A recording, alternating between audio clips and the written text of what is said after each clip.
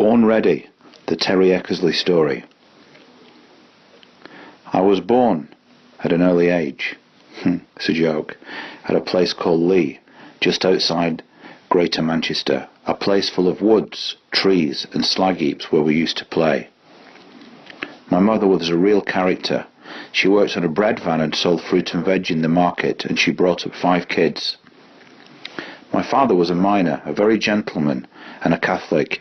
He loved Jim Reeves songs and used to sing them to me. On a hill far away stood an old rugged cross, the emblem of suffering and shame, and I loved that old cross where the dearest and best for a world of lost sinners was slain. So I'll cherish the old rugged cross till my trophies at last I lay down. I will cling to the old rugged cross and exchange it some day for a crown. That's what my dad used to sing to me. I went to a Catholic school and a Catholic church and became an altar boy, but always imagined God as an angry old man who would beat me if I did wrong. I had many friends and we had great fun as kids, but things changed when Dad suddenly died. I was 13 and he was 66. I looked forward to spending more time with him when he retired, but it wasn't to be.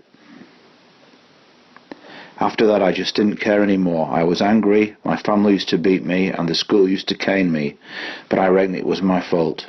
In my anger I pushed everyone as far as I could. I started playing truant, stealing from my family and others, and you can guess the rest. I got into trouble a lot and ended up in an assessment centre full of unruly boys from the north of England. I got into drugs, anything that would give me a warm love feeling. And guess what? Yes, it wasn't long before I ended up in a detention centre again. This was to be my route to prison, on and off for a few years. I left school at 16 and worked as a window cleaner, but I really got into the punk scene and went on the dole. I loved bands like The Damned, The Ramones, Iggy Pop. I had left home and was sleeping wherever. Once me and my mates had a really scary experience. We were taking all sorts of drugs and one mate started reading out an occult book and I saw into the spiritual realm for the first time. It was like the book of Revelation in the Bible. Then I saw 3 impure spirits that looked like frogs. They came out of the mouth of the dragon, out of the mouth of the beast, and out of the mouth of the false prophet. We all freaked out, screaming and terrified. We went to a local preacher for help. He used to hang around outside the punk clubs telling anyone who would listen that Jesus loved them. We called him Stan the Preacher Man. But this night he really helped us. He told us we were messing around with the devil and only surrendering our lives to Jesus could help us. So he did. Needless to say, I hadn't learned my lessons yet, but my mate went straight, got a job and settled down. I ended up in prison again, and again forging prescription, stealing, deception.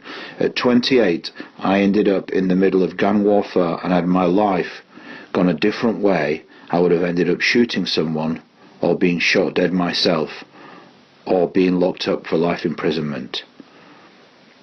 By now I was 28 and wanted to stop my out-of-control lifestyle. With a friend, David Shovelton, I started to take the Bible seriously and read and studied with him. I recommitted my life to Jesus. Remember, I had made a confession of faith at 21, and this time really things started to change for me. As I read the Bible, I started to cry and cry. And now these 3 things remain: faith, hope and love, but the greatest of these is love. However, I still had charges hanging over me for drugs. I needed to get into a rehab. I was seen as a dangerous prisoner and I was sentenced to 21 months. However, I kept reading my Bible, getting fit in the gym, ended up taking part in Prisoners' Week. I walked around the country, staying in churches. A great experience. One night I was talking to a friend and the whole room lit up with the glory of God. I cried. I hadn't cried since I was a child, and all the anger, pain, loneliness came out. I realized Jesus had died for my sins, and I truly believed it. I was saved. I started to work at the YMCA. This was to play a big part in my future life in more ways than one. It was the Young Men's Christian Association. First I started using the gym, then I got a security officer's job there.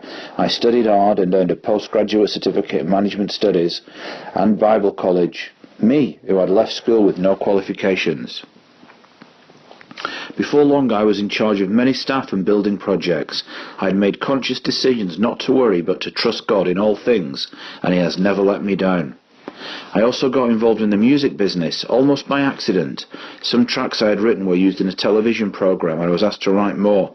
Monkey Business became ITV's second best-selling TV show. I had many good friends and was in the company of many strong Christians. Claire was my spiritual mum, and I became part of her family.